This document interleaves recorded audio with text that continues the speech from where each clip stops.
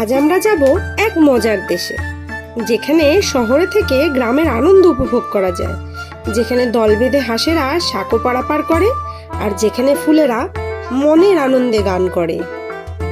এমন এক জায়গা যেখানে আতিথেয়তার কোনো অভাব বোধ হয় না।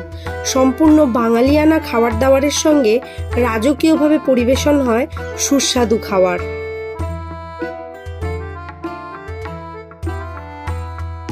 আমরা এসে পৌঁছেছি আমাদের আজকের ডেস্টিনেশন কলকাতা থেকে মাত্র 1 ঘন্টার দূরত্বে অবস্থিত প্রভু উদ্যান।